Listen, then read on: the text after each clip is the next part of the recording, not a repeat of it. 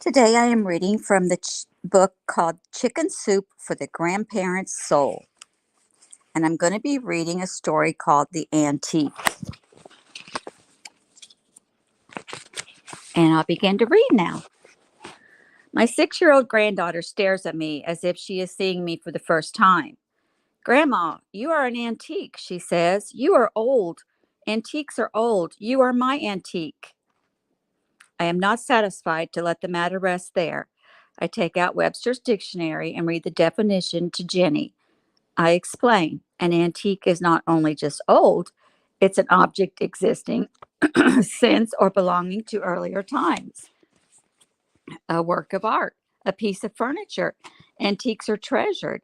I tell Jenny as I put away the dictionary, they have to be handled carefully because they sometimes are very valuable. According to various custom laws, in order to be qualified as an antique, the object has to be at least 100 years old. I'm only 67, I remind Jenny. We look around the house for other antiques besides me. There is a bureau that was handed down from one aunt to another and finally to our family. It's very old, I tell Jenny. I try to keep it polished and I show it off whenever I can. You do that with antiques. When Jenny gets older and understands such things, I might also tell her that whenever I look at the bureau or touch it, I am reminded of the aunt so dear to me who gave me the bureau as a gift. I see her face again, though. She is no longer with us. I even hear her voice and recall her smile. I remember myself as a little girl leaning against the antique, listening to one of her stories. The bureau does that for me. There is a picture on the wall purchased at a garage sale. It is dated 1867. Now that's an antique, I boast, over 100 years old. Of course it is marked up and scratched and not in very good condition. Sometimes age does that, I tell Jenny, but the marks are good marks. They show living, being around. That's something to display with pride.